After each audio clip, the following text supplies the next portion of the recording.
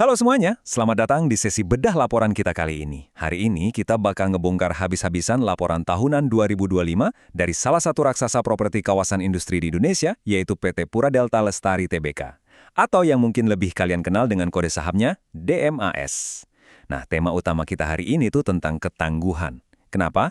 Karena sejujurnya, tahun 2025 itu bukan tahun yang gampang buat sektor properti. Jadi mari kita lihat bareng-bareng, gimana sih cara manajemen DMAS ngelewatin dinamika yang penuh tekanan ini. Oke, langsung aja kita mulai. Di ulasan kali ini, kita bakal ngebahas profil dan tantangan mereka di 2025, dilanjut sama rapor keuangannya, habis itu kita bedah realisasi target, kejutan dividen yang pastinya menarik banget, strategi masa depan mereka, dan kita tutup dengan kesimpulan. Kita masuk ke bagian pertama nih, profil dan tantangan di tahun 2025. Coba lihat ini. Sebelum kita ngomongin angka finansialnya, kita tuh harus paham dulu seberapa raksasa aset yang lagi kita bahas. Ini bukan cuma proyek perumahan biasa loh. Kota Delta Mas ini adalah kota mandiri raksasa. Luasnya nyampe 3.200 hektar di Cikarang Pusat. Bayangin aja. DMAS ini nggak cuma jualan tanah kosong, mereka tuh ngebangun kawasan industri yang benar-benar terintegrasi sama area perumahan dan zona komersial. Bisa dibilang, ini tuh ekosistem ekonomi yang berdiri sendiri. Tentunya buat ngurus area segede itu, jelas butuh backingan yang nggak main-main dong. Di balik berdirinya DMAS ini, ada sinergi strategis yang super solid antara Sinar Masland, salah satu raksasa properti di Indonesia, sama Sojitz Corporation, konglomerasi raksasa dari Jepang. Ini fondasi yang kuat banget, ibaratnya kolaborasi maut lintas negara yang ngegabungin keahlian lokal sama standar internasional. Tapi ya, yang namanya bisnis, bahkan raksasa pun pasti pernah ngerasain guncangan. Di tahun 2025 ini ada semacam villain atau tokoh antagonis di cerita kita. Kondisi makroekonomi yang benar-benar lagi nggak bersahabat. Mulai dari ketidakpastian geopolitik global, suku bunga acuan yang lagi tinggi-tingginya, sampai nilai tukar yang naik turun. Akibatnya apa? Banyak investor multinasional yang akhirnya ngambil sikap wait and see atau nunda keputusan investasi mereka. Nah, ini langsung bikin penjualan lahan industri DMAS jadi melambat.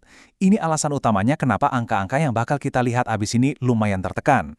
Lanjut ke bagian kedua, kita bahas rapor keuangan DMAS di tahun 2025. Sekarang, bagian yang paling menarik. Apa sih dampaknya penundaan investasi tadi ke kantong perusahaan?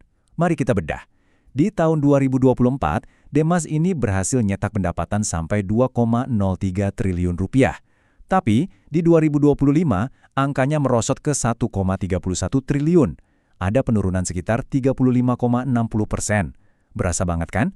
Penurunan ini tuh benar-benar efek langsung dari kondisi makroekonomi yang baru aja kita bahas tadi. Kurangnya penjualan lahan industri yang biasanya bernilai jumbo ini, sukses ngehantam garis atas atau top line dari DMAS. Otomatis, kalau pendapatannya seret, laba bersih juga pasti bakal ikut keseret. Laba bersih yang bisa diatribusikan ke entitas induk tuh turun dari 1,33 triliun di 2024 jadi sekitar 800 miliaran di 2025. Ini penurunannya nyaris nyentuh 40%. Kalau kiibaratin cerita, ini tuh kayak titik terendah dari siklus tahunan mereka. Tekanan dari luar benar-benar ngegencet profitabilitas mereka tahun ini. Oke, sekarang kita masuk ke bagian ketiga, yaitu realisasi target dan proyeksi untuk 2026. Penurunannya emang kelihatan banget di atas kertas. Tapi, gimana kalau kita bandingin sama target awal mereka yang lumayan ambisius itu? Target pendapatan dipatok di 2,04 triliun, laba kotor 1,43 triliun, dan laba bersih di 1,33 triliun. Kalau kita lihat dari persentase realisasinya di tabel ini, mereka emang nggak nyampe target awal. Tapi ingat, mereka masih bisa merealisasikan lebih dari 60% dari seluruh target itu. Di tengah badai ketidakpastian ekonomi global dan mundurnya para investor, nyentuh angka 60% lebih itu justru ngebuktiin kalau stabilitas fundamental mereka tuh nggak bisa diremehin. Nah, poin krusialnya ada di sini. Laba usaha DMAS ternyata masih sangat solid di angka 623 miliaran rupiah. Ini semacam secercah harapan buat kita. Angka ini ngebuktiin kalau bisnis inti mereka itu, walaupun lagi melambat, masih sangat menguntungkan secara operasional. Nggak yang berdarah-darah sampai rugi gitu loh. Masuk ke bagian keempat, ini mungkin yang paling ditunggu-tunggu sama para investor. Kejutan dividen pemegang saham. Logikanya nih, dengan pendapatan dan laba bersih yang lagi turun, kalian mungkin mikir manajemen bakal nahan uang kas rapet-rapet dong buat jaga-jaga. Tapi coba lihat angka ini, 1,4 triliun rupiah. Ya, kalian nggak salah dengar. Di tengah tren finansial yang lagi merosot di 2025, DMAS justru ngasih kejutan dengan bagi-bagi dividen tunai sebesar itu ke para pemegang sahamnya. Gila kan? Ini kontras yang luar biasa banget dan super menarik buat kita bedah. Mari kita bedah sedikit soal dividen ini. Uang 1,4 triliun tadi itu setara sama Rp29 per lembar saham. Keputusan ini udah disetujui di RUPS bulan April 2025 kemarin dan langsung cair bulan Mei. Perlu diingat ya, ini tuh diambil dari dividen final tahun buku 2024. Secara historis, Demas emang terkenal banget sebagai emiten yang dermawan ngebagiin dividen. Kebijakan ini ngebuktiin satu hal, ketersediaan kas dan kesehatan finansial mereka tuh super kuat. Jadi kalau proyeksi tahun depan bisa tercapai, tradisi rajin bagi dividen ini kayaknya bakal terus berlanjut. Terus, kedepannya mereka mau ngapain? Kita bahas di bagian kelima, strategi masa depan kota Delta Mas.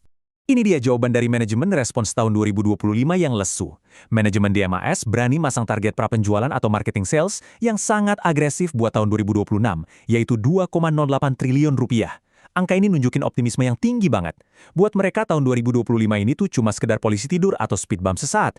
Mereka yakin banget tahun depan bakal ada rebound atau lonjakan besar. Terus gimana cara mereka nyampe ke target raksasa itu? Mereka udah nyiapin 3 pilar strategi nih. Pertama, mereka bakal ngegas kinerja anak perusahaan, contohnya kayak PT Pembangunan Delta Mas yang fokusnya di properti komersial sama hotel. Kedua, sadar kalau lahan industri itu lama-lama bakal habis, mereka mau memperdalam integrasi antara zona perumahan dan komersial biar ada aliran duit yang lebih stabil. Dan yang ketiga, mereka mau manfaatin kondisi ekonomi domestik Indonesia yang diprediksi tetap stabil buat narik lagi minat investor yang kemarin sempat nahan diri. Akhirnya kita sampai di bagian ke-6, kesimpulan dan disclaimer. Sebelum kita tutup ulasan hari ini, ada satu hal penting yang wajib banget saya sampaikan. Anggap aja ini pengingat ya. Bedah laporan kita ini fungsinya murni sebagai alat ukur buat bantu kalian paham kondisi perusahaan, bukan ajakan apalagi rekomendasi buat beli atau jual saham Demas. Disclaimer on ya, keputusan finansial ada di tangan kalian sepenuhnya. Jadikan info yang kita bahas ini sebagai bahan buat kalian ngelakuin riset mandiri atau do your own research. Jadi sebagai penutup, saya mau ninggalin satu pertanyaan nih buat kalian pikirin. Dengan fundamental kas yang terbukti setebal itu, sampai bisa bagi dividen triliunan di masa krisis, plus strategi ambisius buat ngejar target lebih dari 2 triliun rupiah, menurut kalian, apa DMAS benar-benar udah siap buat meroket lagi di tahun 2026? Pantau terus deh pergerakan emiten yang satu ini, karena tahun depan pasti bakal seru banget buat diikutin. Makasih banyak udah nemenin di ulasan komprehensif kali ini, terus semangat belajarnya, dan sampai jumpa di bedah laporan kita yang berikutnya.